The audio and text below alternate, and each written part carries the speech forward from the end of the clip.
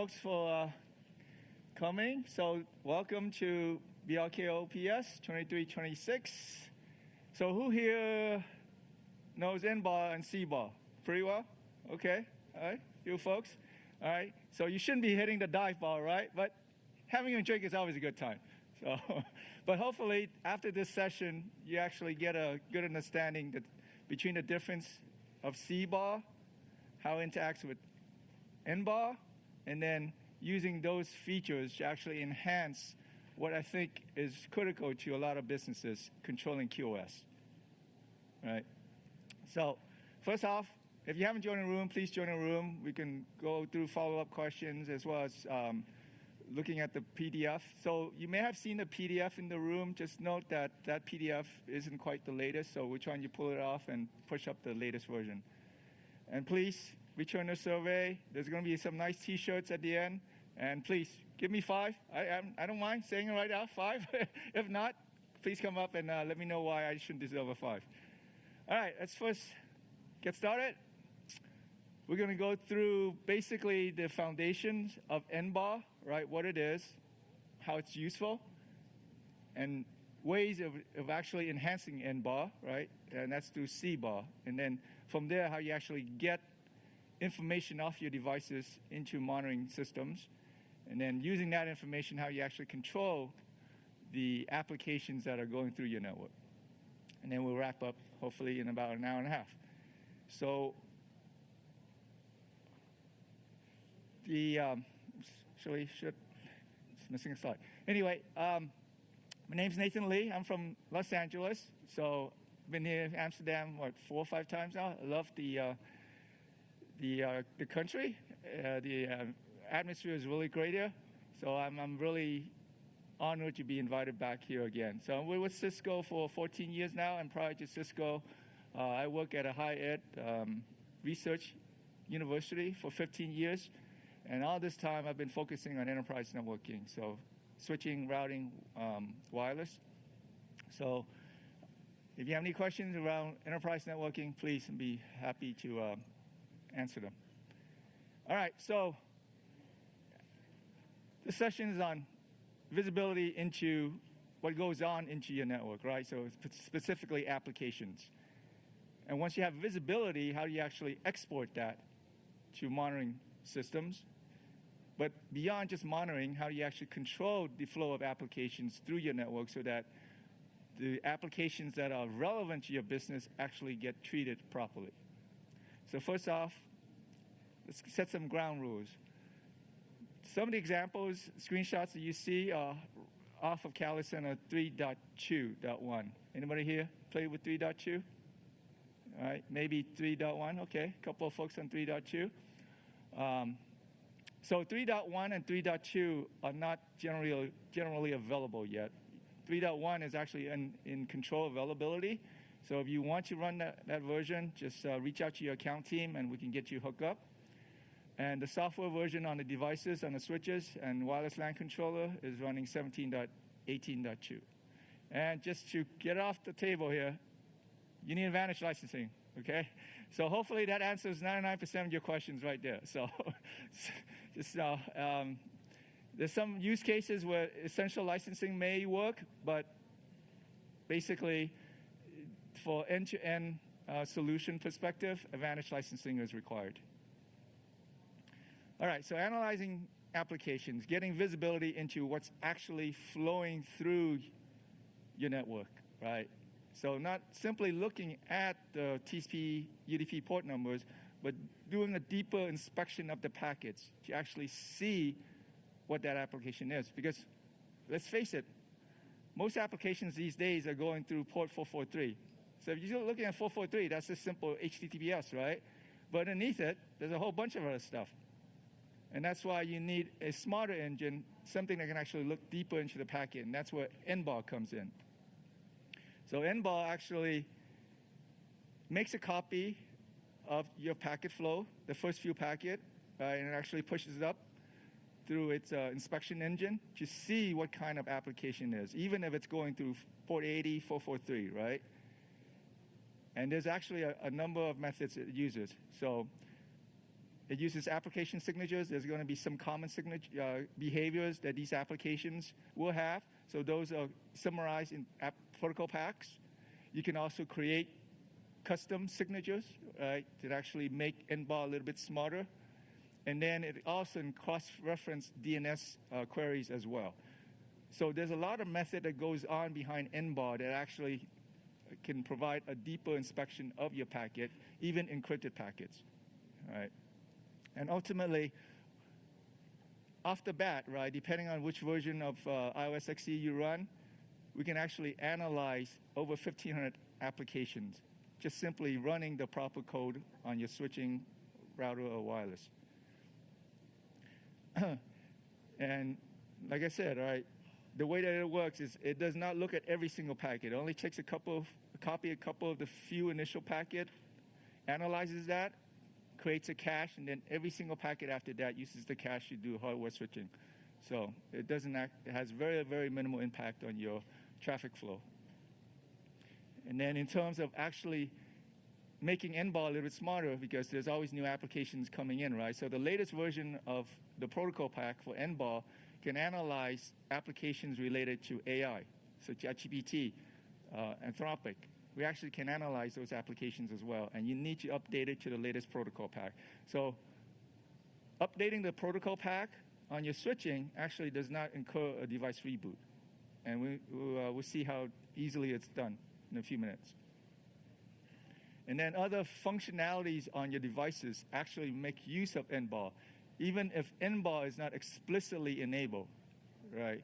So think of NBAR as part of iOS. It's running constantly in the background, and then you have functionalities like QoS, NetFlow that actually leverages NBAR to look at the inspection, even if there's no command specific to enabling NBAR itself. And then, since it's such a powerful engine, it's leveraged nearly across all of Cisco's product lines. So switching, routing, wireless, and even the data center folks uses NBAR in their product as well. So, okay, so off the bat, right, like I said, if you load the code, NBAR is already active. There's already a protocol pack loaded on that operating system. So this is 17.18.2. The version is 75. The NBAR engine simply states the minimum the minimum code on iOS XE that can load that protocol pack. Right? There will be instances where when you look at the protocol pack, it will say the minimum version that's needed, and if your engine does not meet that minimum version, it won't be able to load that protocol pack. So just keep that in mind. And how you check the version of engine that's running on your iOS XE, it's through the show IP NBAR version command. Again, right, in terms of backwards compatibility, it's this version here that will tell you what's the lowest version of the protocol pack that it will load. And then in terms of enabling the protocol discovery, actually accounting for the bytes packets of the kinds of applications that flow through the interface, as well as the direction inward or outbound, simply enable IP NBAR protocol discovery on that interface, and you start collecting statistics on it. And to verify that the function is actually running, the protocol discovery function is actually running, just use that command. And obviously, if you want to see the top end of the kinds of applications that the switch is currently seeing, then it's the command show IP NBAR protocol discovery top end. So it's very powerful just off the bat by itself, right? And obviously, if you can jump to the web GUI of the switch itself, you can see pretty graphs of the applications that goes through your network. Now, in terms of actually loading new protocol pack, right, you actually make NBAR a little bit smarter. Just download the latest pack. The version that's compatible with your hardware as well as software is coupled with the download page for your platform, right? So if you go to 9350 or 9300, there's going to be a link to download the latest protocol pack, and that's where you would download it. So similarly for the package for a wireless LAN controller, they have one for that as well too. And then when you download it, you can simply upload the package to the flash on your switch or your wireless LAN controller or router, and then just use that command to load the latest version. And then for whatever reason, right, the latest pack is screwing up your classifications, and you need to jump back to whatever the native version is, just use the default IP NBAR version command. So that's me. I hardly seen the issue with people needing to jump back, but obviously there's always exceptions, so it's good that there's a command to actually fall back. All right, so what do you actually get the latest information, the release notes for the protocol pack? If you're not aware, that's where you can go to actually not necessarily download, but it gives you instructions on how to download, but the release notes are there for each version, and as well as what's compatible with what. All right, so NBAR runs locally on every single device. So once you load RSXE, NBAR is really already active, running in the background, right? So every single device has NBAR running.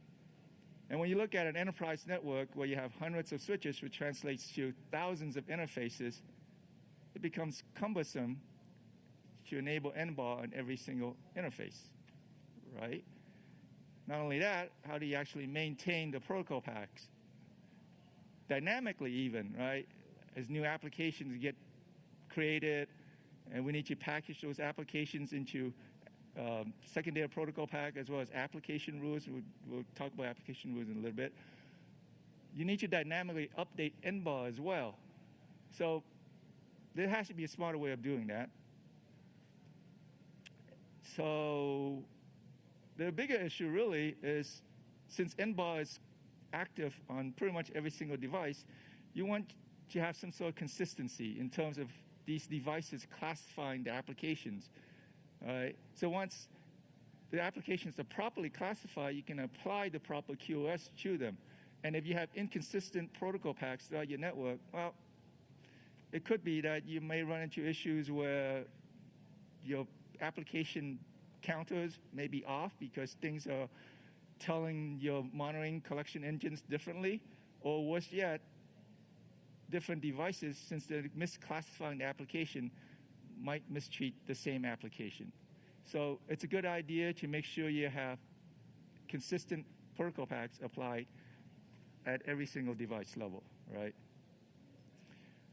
So that's where Cala Center and controller-based application recognition comes in. So NBAR is network-based application. CBAR is controller-based application recognition.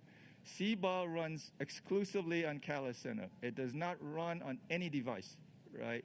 And I think that's part of the confusion with a lot of people, is that the mistake CBAR is the next generation of NBAR. That's not the case. CBAR simply is an additional application. Think of it as a manager for NBAR. All right? It will talk to all your devices. It can update the protocol pack. It can update application signatures, right? So from a single Cala Center installation, it can manage hundreds and thousands of these devices to update them dynamically.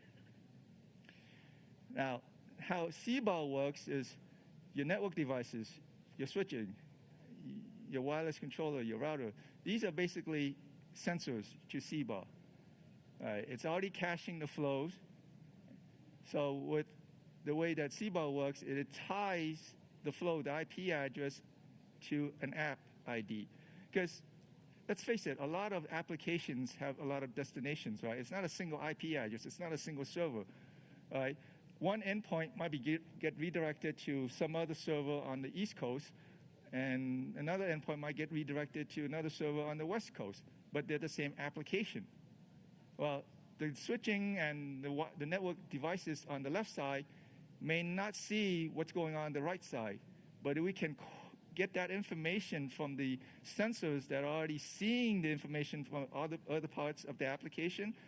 We can perhaps tie everything together and update all these other network devices so that they can actually become smarter at classifying the application, so that it does not need to reclassify the same application again, right? And the application, the information that is being sent from these sensors up to Cala Center, all of that gets collected and packaged into what we call an application rules pack, gets pushed down to all these other network devices again, which are called consumers. So it makes CBAR works a lot smarter, works more effectively. And that ultimately helps in terms of actually classifying and recognizing encrypted applications. Again, because there's so many destinations involved, right? And just to reiterate a point, this only works if you have Vantage licensing, right? Don't try it with Essential. And it also works for Fabric networks too. So if you're running SDA or even EVPN, it's supported. Okay, so first off the bat, right?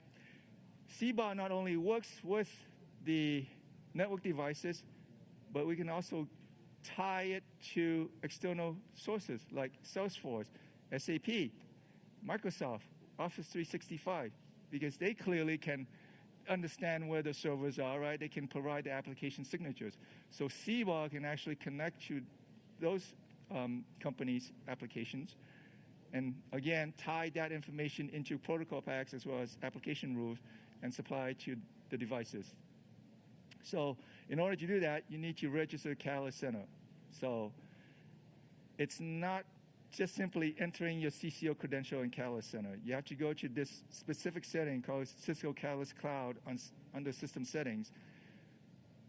Click the register button, then input your CCO credentials, and once it's successful, you should see registered to Cisco Catalyst Cloud Portal. So that's how you know that your connection from Catalyst Center to Catalyst Cloud is fully functional. And it's that connection to Catalyst Cloud is actually very important. It's not only for CBAR, but a whole bunch of other services as well, like Talos for endpoint analytics. And then if you go back to application visibility under the CBAR extensions page, the CBAR cloud should automatically be enabled, right? And then you should see all the connection that the Catalyst Center has to the external services. So that's how you know that CBAR is getting the information from these third parties. So that's CBAR Cloud. What about the network devices themselves? And when you go to the network devices enablement, this is the default information that's shown on you. It tells you whether or not your device is, the CBAR has been deployed, right? And you haven't done anything, it says not deployed. Okay, why is it not deployed? Just real quickly, you hear active recognition method, right? Even if you don't do anything, it's going to say CBAR, because by default, RSXC is going to use NBAR to recognize the applications for QoS. So basically, it's just sitting there waiting to do stuff with your applications. All right, so it's not quite helpful, at least with this default information screen, right? Why is it that CBAR is not deployed?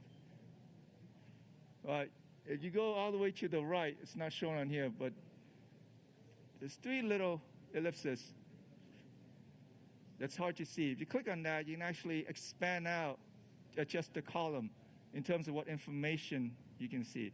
And for some things, you can only do it through this interface, like creating additional WAN interfaces for your router, right? And specifying the service provider profile, which we'll go into in a second. That's only exposed through here. So highly recommend it. You go through here and adjust the information that you want to see, right? So that it's easier to manage the CBAR deployment. All right, so after you adjust it, you can get the CBAR readiness status. It will tell you why CBAR is not deployed. Well, you got two switches that are ready, but it's not deployed. Okay, well, at least it's ready. That's good. But your WAN, your router, it's not ready. And if you click on the orange triangle, it'll tell you the reason why it's not ready is because you need at least one interface on that router to be specified as the WAN. And the reason why is because, again, because NBAR and CBAR is so critical to application recognition, we use that for QoS management, right? And WAN interface has a special treatment. So you don't specify a WAN interface on your router, CBAR does not know which interface to apply a special shaper to that WAN interface. Okay, so that's why you need to specify at least one interface on your router as the WAN. So you click on that link. It's going to basically take you to a screen saying that, hey, you don't have a WAN interface. But one of the things that it will tell you is that you should tie a service provider profile to your WAN interface. So a service provider profile basically allows you to specify the service model, like what queuing mechanism basically your service provider is able to support, whether it's a 4-class, 6-class, or 8-class, right? Queuing mechanism. So by going to the service design settings, service provider profile, you can create a profile to tell Catalyst Center that my ISP off of this link only supports a 4-class service model. All right. So we'll create a service profile here. Under design network settings, design service provider. Let me go back. Sorry. All right, click on design and the service provider profile. Unfortunately, it's not off of the application visibility page. It's on a different page. But once you go to design service provider profile, you can click on add new, right? Give it a name, and then whatever name your ISP provider is, and then the model, whether it's 4, 5, 6, or 8. And we'll actually dive into details into what the service model is in a little bit. All right, once you created the service provider profile, go back to application visibility. Again, under the CBAR readiness status, click on the WAN interface, and then it's going to tell you to add that at least one WAN interface, right? Click on it, and then that's where you would specify which interface is the WAN interface, as well as the service provider profile you want to tie to that WAN interface. And then the subline rate. Subline rate basically is the bandwidth that you purchase from your provider. And after you've done that, it should reflect that now your router is ready for CBAR enablement. So go ahead, select your router, and then enable CBAR. And this is the configuration that gets pushed out to your router. All right, so this basically tells your router to talk to Catalyst Center, to basically get command and control by Catalyst Center when it comes to protocol pack updates. And along the way, it also enabled the IP protocol discovery on the WAN interface, the specified WAN interface as well. Okay, so for wireless, again, the same thing. You click on the orange triangle. It will tell you that you need to provision your wireless LAN controller to a site, right? But in addition, you also need to have at least one AP associated to your WLC, because the WLC without an AP is kind of useless, right? So, so you need to have those two conditions met. And I'm not going to dive into how to create SSIDs and do that. That's totally different. That's worth a session on its own. But once you've onboarded a WLC, provision it, and then have an AP associated with your WLC, provision that WLC, the AP as well, right? Assign the AP to a floor. Come back to application visibility, and then it should show that your WLC is now ready for CBAR enablement. And again, select it, enable it. Just keep in mind that when you enable CBAR, it needs to shut down your WLAN profile, which means your wireless goes down momentarily. So don't do this in the middle of the day. You're not going to be a very popular person. So, well, you'll be popular, but not in a good way. So, so just keep that in mind. And again, very similar configuration that gets pushed out to your WRC. Instead of an interface, it's your WLAN profile that gets the IP protocol discovery command. And for switching, it's pretty simple. It was already ready, right, for us to deploy the enable CBAR on it. The one thing about switching is that by default, every single access interface would have IP protocol discovery enabled. If there are certain interfaces that you don't want to have enabled, why? Well, it might be a trunk interface. It might be an uplink interface. So it's going to create duplicate flows. Well, maybe you may want to disable protocol discovery on that interface. So just go to whatever interface you don't want to have IP protocol discovery enabled, and just select it, disable it, and then everything gets pushed out, and then now everything is using CBAR. Again, it's just enhanced NBAR to use for application recognition. And in terms of command, again, very similar to wireless and routers. All right. How do you actually verify that your device is talking to your CALA center for CBAR? So once you enable CBAR, right, that's show AVC SD service info summary. Oops, sorry, wrong. Right, there's the connection. The connection is successful, but it doesn't load anything immediately. Right, the connection is there, but after a few minutes, you see that a secondary protocol pack. So the secondary protocol pack, again, will be information from external sources, as well as customized applications that you created on CALA Center. That information gets packaged, gets pushed to your devices as a secondary protocol pack. In addition, there's also an application rules pack. So application rules pack, again, is just simply all the flows that the sensors have supplied to CALA Center, and CALA Center has packaged that information and sent it out to your consumer devices again. So that's how you verify that CBAR is functional on your device. Okay, and then updating the protocol pack. The protocol pack, again, is part of iOS XE. Okay, but you can update it independently without having to reboot iOS XE. So you want the protocol pack to be updated because these are coming from Cisco directly, right, for new applications that Cisco has information about.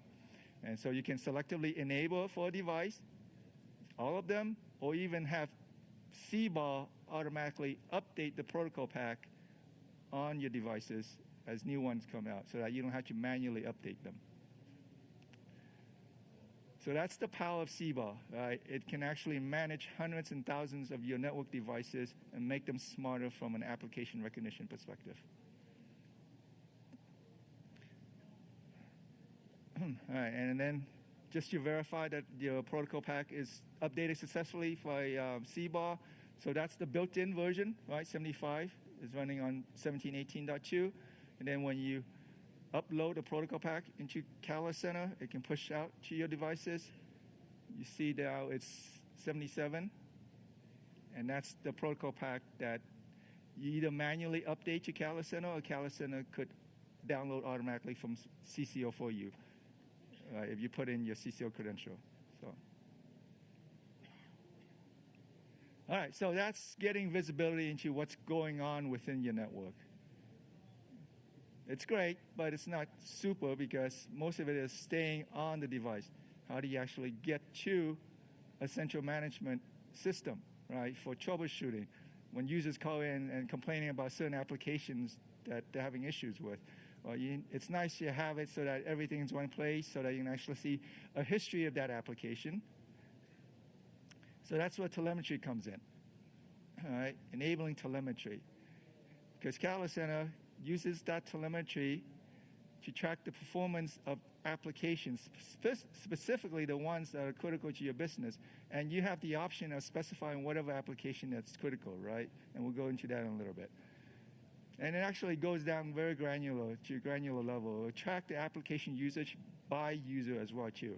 So, in addition, it can tie into, obviously, WebEx, but also Microsoft Teams, so you can actually get deeper information from a collaboration perspective when your VP or CIO is having issue on one of his meetings, and you want to find out what exactly causes packet drops or why he's seeing glitches on his meeting, right? All of that information can be exposed to CALA Center with our integration with WebEx and MX Teams. And then not only that, right, not only seeing the history of the application, but we can tie that application usage to the users, right? Their history of connecting onto the network. So if they're having issue with AAA or there's wireless glitches, at least when they're complaining about an application, you see that, oh, well, it's not really an application issue. It's because an AP went down or there's something happened on a particular part of the network. But at least you see a correlation of that event to the applications, right? It's all contained in the history. So that way it's easier to help the users when they call and complain about your network. And of course, it's great to have visibility on the network that you control, but what about the network that you don't control? And that's where ThousandEye comes in. So with integration with ThousandEye, we can get the information from the agent, right, and tie that into the history of the applications itself, right, where how things are performing through time. So, all right. So just some quick example. When you go to app assurance and application health, you see basically a list of all the applications. I apologize for the fuzziness, but just in general, right? It lists all the applications that your sensor, your network devices have seen and exported to Catalyst Center, and I'll give it an application health score as well, provided that the information comes from wireless or your router. We'll go down into more details in a bit. And then you can click on any of the applications, and then you can see basically the performance profile, loss, jitter, delay, provided that it's coming from the right exporter, as well as the endpoints that are affected or that has used that application during that time window. Okay, so just some general settings in terms of telemetry, right? When you go to system settings, design network settings, telemetry, most of them are already on by default. All right.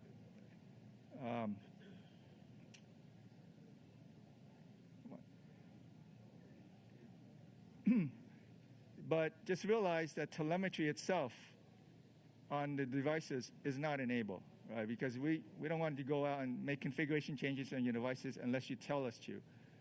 So, and it's good reason for that, especially when it comes to application telemetry. There's a lot of information that gets exported from your network devices. Generally, we recommend you to enable telemetry on your access ports only, because that's where your users, your devices are connecting, right? So enable telemetry off of those ports. You don't need to enable telemetry on your distribution switch or your core switch because it's more or less duplicate traffic. So why do you want to get tons of data that's basically the same thing? So just enable telemetry on your access ports only. That reduces duplicate as well as minimize resource utilization on your network. But if you really want to enable telemetry on access ports, you can. And it's under this design network setting telemetry. There's a little checkbox here that says enable by default on access devices.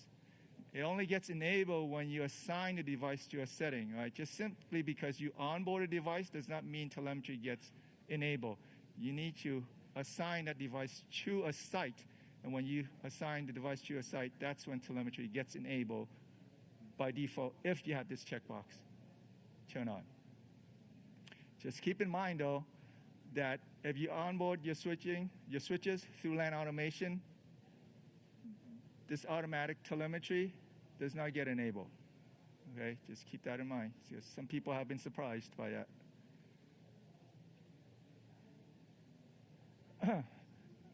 Okay, so we talk about the application visibility. All right, so the switches will provide utilization from a bytes perspective as well as packet perspective. It does not give visibility into loss, jitter, or delay because the hardware is limited when it comes to that information. But you will get bytes and packet utilization. So that's off of your switches. If you want loss, jitter, or delay, that information needs to come from your routers or your wireless LAN controller because the hardware is capable of providing that information. So if you're simply monitoring your switches and you're doing application telemetry on your switches, you will not see loss, jitter, or delay for those applications. All right. And by default, again, when you enable application telemetry, it will only enable on the access port. If there are certain ports that you want your app telemetry enable, just add the keyword LAN to the description. But just keep in mind that if you add the keyword LAN, that means that those access ports that normally would have telemetry enabled will no longer get telemetry enabled unless you also add the keyword LAN to that interface as well. So it's a little bit cumbersome. Fabric is supported, but there's some functionality that is not supported when it comes to telemetry. And probably the biggest gap is DNS analytics. So if you go to Catalyst Center and look up DNS analytics, it works for wireless, regular wireless, but it will not work with SDA wireless because it will not inspect the traffic for DNS analytics. So again, just right to the point, advantage is required. All right, so how do you actually enable telemetry? It's a lot easier with comparing to CBAR. Let's go to application visibility. You can enable telemetry on provision inventory page, but highly recommended that you actually go to application visibility, because on the provision inventory page, you can only enable or disable. You can't really modify which interface gets telemetry enabled, okay? So just go to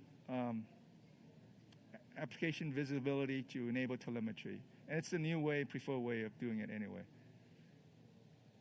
But there's a lot more stuff that goes behind the configuration. I'm not going to go through it, but that's all for your reference. And if you want to get more detail, there's a whole bunch of other sessions that go into this as well. So, all right, so we have visibility, right, from both on-device as well as management, central management.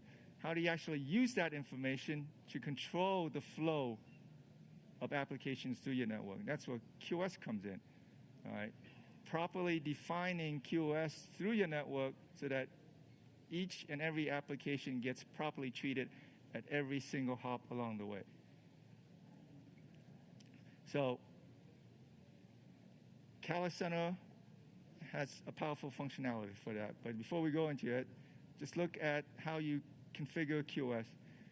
Anybody here has nightmare about configuring QoS? It's not fun. Even with the simplest configuration, you're looking at hundreds of lines of configuration. Here's a very, very simple example, right? How to remark traffic. Normally, you got to specify the port number and source and stuff like that. But with application-aware QoS, it shrinks a lot of the configuration down into one simple line, match protocol or match synthesis protocol applications. So it really helps in terms of simplifying the configuration of QoS. But even with app-aware QoS, you're still looking at hundreds of lines of configurations because there's class maps, policy maps that ties everything together. Manually configuring QoS is never fun. I don't think I've heard anybody that enjoy configuring QoS. Not only the lines of configuration on each device, you have everything in your network. Your network is not a simple switch and then another single router, right? You have probably tens or even hundreds of switches in your network, and the flow is going through a lot of those devices. And every single one of them needs some sort of QoS configuration because otherwise your applications won't get properly treated. So you need to take that into account as well. So hundreds of lines of configuration on each device multiplied by hundreds of devices. Now you're looking at thousands and thousands of configuration lines. Not fun at all. So that's where Catalyst Center comes in. So when we say a device is supported on Catalyst Center, fully supported, we're not talking about third-party support, right? We say fully supported. That also means that Catalyst Center understands the QoS structure of that device. Why is that important? Because Catalyst Center can take that into account when it creates the queuing profile on that device. So when it's looking at a Catalyst 6500, it understands that there's only one priority queue. So it needs to make sure the right traffic is actually placed in that single priority queue versus your 7 other data queue, right? Bandwidth queue. Versus a Cat9K, which has 2 priority queue, so it needs to take that into account. If you were to do this manually, I think you're going to tear your hair off before you finish your deployment. So with Catalyst Center, it's very, very simple. It takes into account all the different queuing structure of your supported devices, which means that when you use Catalyst Center to deploy QoS, you get consistent end-to-end QoS treatment of your applications through your network.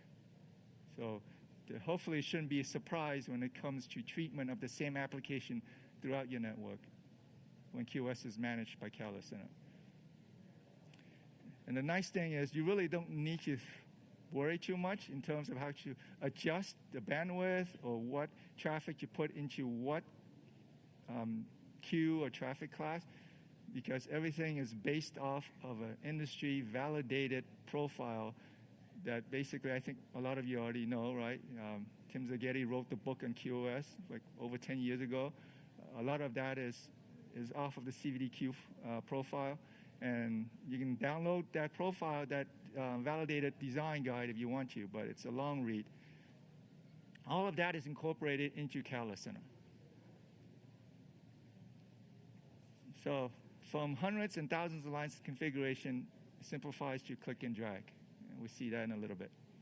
All right, just as a level set, right, just general QoS treatment. When traffic comes to your device, it's going to get classified through ACL, class map, what have you, what kind of application it is.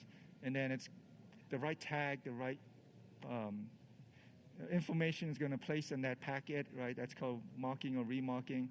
And then once it flows into the device, some sort of congestion avoidance, whether you're cutting off traffic or policing at your certain rate, that's usually done before you actually hit a queue. And queue is where you actually schedule the egress of your traffic.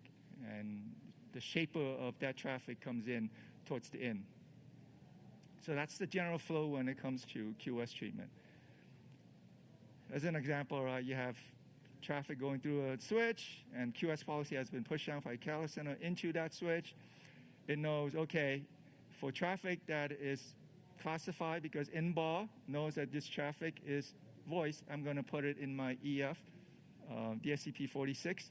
I'm going to tag it with that value, as well as general browsing and gaming. It's going to set it at the right tag value so that at the next hop level, your router or some other switch, it can properly get treated without having to go through this whole reclassification again. When it comes to application QoS on Catalyst Centers, it's broken down into 4 components. So NBAR, CBAR, I've already gone through that. Again, that's the application recognition engine. And then traffic class, well, these basically are the standardized classes that every single application gets placed into. Your network control gets placed in your network control traffic class. Your voice is usually get placed in the voice traffic class, and so on and so forth. There's 12 of them. And that's usually you tie a bandwidth to each of those traffic classes, as well as certain DSCP values. And each of those application is also placed into what we call an application set. An application set basically is a container of applications that has that should get similar treatment when it flows through the network. It does not mean that a application set has applications that only fits into one certain traffic class. You may have some traffic in the same application class that might fall into, let's say, EF46, right, the voice, the priority traffic class. And then another one that's in the same application set that might be classed as CS4 or CS3, right, for, let's say, real-time video. So even though they're in a different traffic class, you can still group them in the same application set because they're real-time media of some sort, right? And then each application set will be assigned a business relevance group. And this business relevance group really is just really up to you. Right? There certainly is going to be certain defaults that comes with the operating system. But you can also move these application sets or give them different kind of relevance. Right? One company may consider gaming as irrelevant, right? That's going to be detrimental to my traffic. I'm going to give it the worst treatment. But if you're a gaming company, hey, that's relevant to you. You know, I'm going to say that's it's relevant to my business. So you can just simply change the tag to business relevant. And how it all fits in, well, I think this graphic kind of tells it, right? So you have your applications. Each one gets classified into a different traffic class. And then within the applications themselves, they can be placed into different application set. And then everything together will be placed into 3 buckets: business relevant, default, or business irrelevant. And how you check the group, the application set, in terms of business relevant, those are the commands. Okay, so just a little note. Have you guys played with application set with QoS Center? CBAR, any of it? Okay, this one was a little bit of a loopy one. And it took me a while to actually figure it out. But if you run QoS 3.1.6 and you create a custom app, right? Because, well, you know, different companies may create their own applications, and you want to specify what those apps are and push that out to NBAR so that NBAR becomes a little bit smarter when it comes to classifying the application. Well, let's say you create some sort of custom app on QoS Center, and you put it in an application set, because a business relevance group gets tied to an application set. And in this example, right, I created a sample application, and I placed it in a custom app application set that has a business irrelevant group tied to it. So I was thinking, okay, yeah, now since I set it to business irrelevant, it should reflect that on my device, right, my switches. Well, when I went to my switches and type up the application, holy moly, it's actually classified as business relevant. This is only if you only have CBAR enabled, right? Simply enabling CBAR. You haven't pushed out QoS yet, right? Which, you know, it's I think, rational, right? You simply want the telemetry. You may not be ready to push out application QoS yet, but you enable CBAR, and you should expect that the information should still match. But with QoS Center 3.1.6 and below, meaning 2.3, whatever version that you're running, it will always default to business relevant. Okay? So you have some sort of configuration that's local to device. It might misclassify that application. So I created a bug, and after a while, it's now been fixed. All right, so for the same example, right, created a custom app and place a business irrelevant next to the app set. If you run 3.2 and above, it will reflect the same business relevance group. Just keep that in mind. This is only if you have CBAR enabled. If you have application QoS already deployed, it will the business relevance group will match, even with version 2.3.7 code. So, all right, so when it comes to treatment, again, business relevant, when you specify an application set as business relevant, it's going to get the best treatment. It's going to flow through your network, usually unhindered. And then there's a default. That's stuff that you may or may not care about. And then the stuff you really don't care about, that's going to be placed in a scavenger bucket. So let's keep that in mind. And how that maps to traffic class, I'm not going to spend too much time on it, just to belabor the point that applications in the same application set, right? Let's say collaboration, right? So right here you get the top and then the third row. They can be placed in different traffic classes.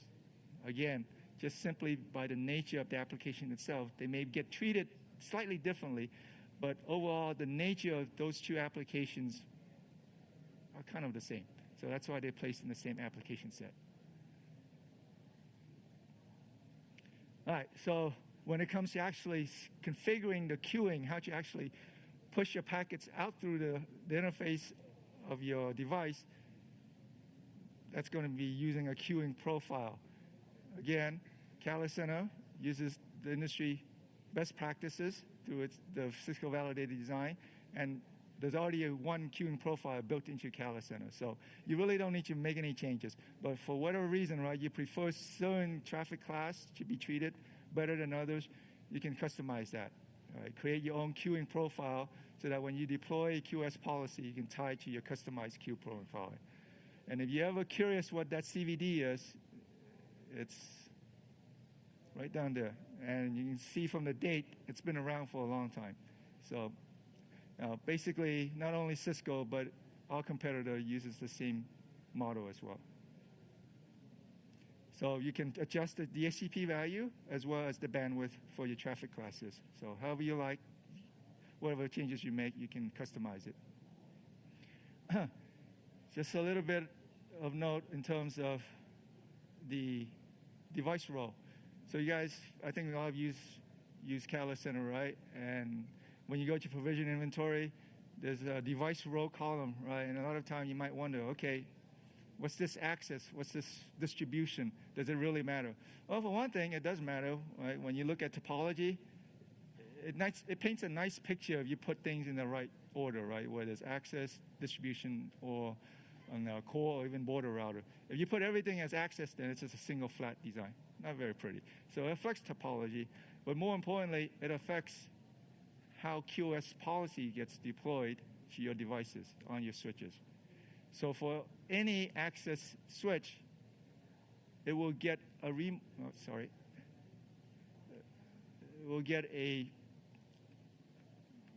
service policy to remark ingress traffic, and it's only done at the ingress access port, nowhere else.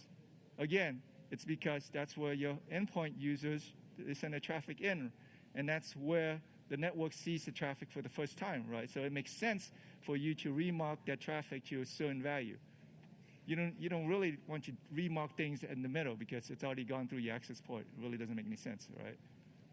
But in terms of actually queuing, how to actually schedule the transport of that packet, that's where every single device will have some sort of queue applied to the egress interface. So just keep that in mind. So access device role does play a huge part when it comes to QoS management on Cala Center. In a similar vein, routers have proper remarking or queuing policies applied to them based on whether it's a LAN interface or a WAN interface. If we look back earlier when we created a WAN, this is the reason why you need to specify at least one WAN interface, because it's gonna, this thing's out of battery. It needs to create a nested policy on that WAN interface to apply the shaper.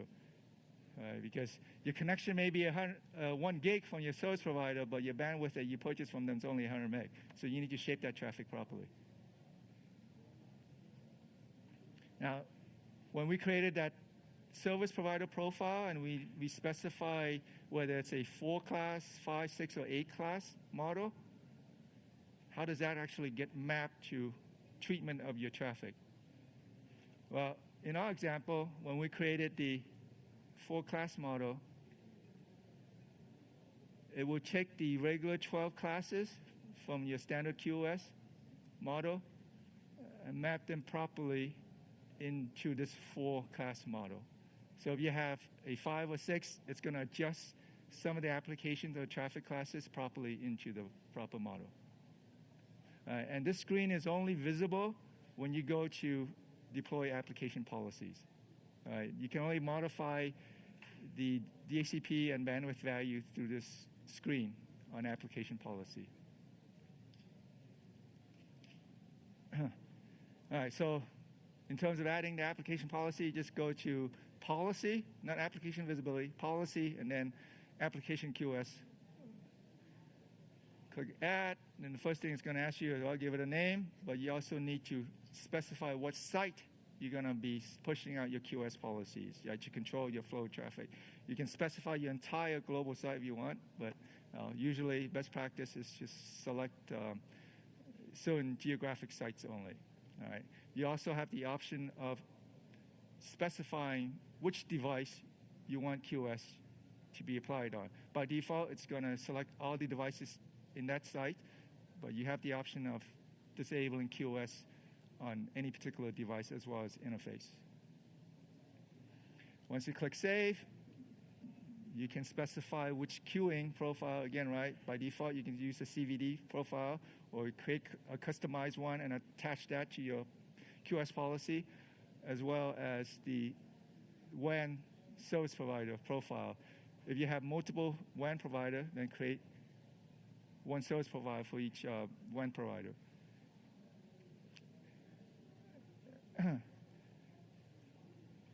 And these application sets, all right, so by default, there's 16 that are classified as business relevant, 6 as default, and 6 as irrelevant. As I mentioned earlier, right, if you're a gaming company, gaming is usually business irrelevant. You may want to drag it over to business relevant side, okay? So you can adjust and fit as necessary to meet your application needs for your network. Once you've made all the adjustments, you can save the draft so that you can come back to it later, right? Or if you messed up and moved things to the wrong places, you can simply click on Reset your CVD profile. But once you deploy it, it's going to take a few minutes, but it'll tell you the status of the deployment of QoS for each device. And I'm not joking when I'm saying that it's hundreds of lines of code. I had a hard time fitting all of this into one slide. So and this is for one little switch or one router. It's not fun when you look at this. Similarly for a switch and a router, it's a lot of configuration, and if you have hundreds of devices, you're looking at a lot of stuff. Just a note on wireless profile. So the configuration is going to be pushed to your WLC as well as your AP, right? And it's going to be in both directions. So just keep that in mind. But the same ordeal, when you add the QoS policy, you will get an option to specify wireless instead of wired, right? So that tells Catalyst Center that it needs to push out the proper configuration for your WLC, because whatever that's fitting for wired is not going to apply to your wireless. And then you need to specify which SSID you want to apply this configuration to. So, but pretty much everything else is the same, right, in terms of queuing profile. And select the site, and once everything gets pushed through, you can verify whether it's successful or not.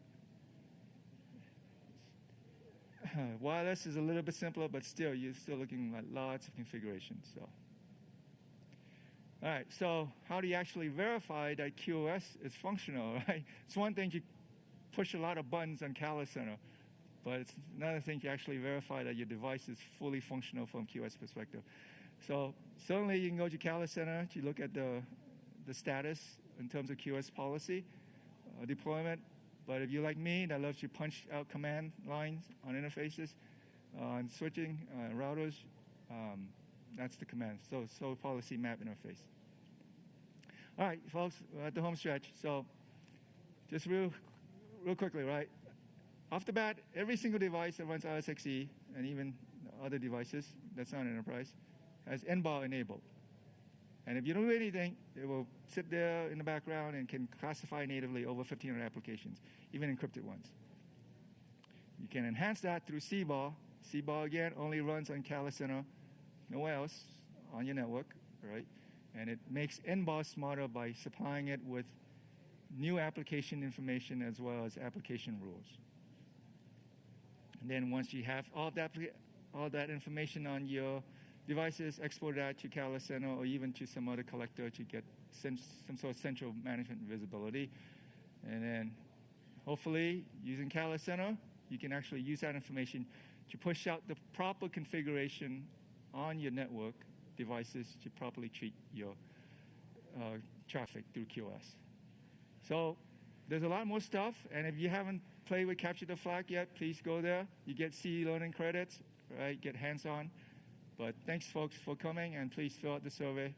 And please come. Any questions?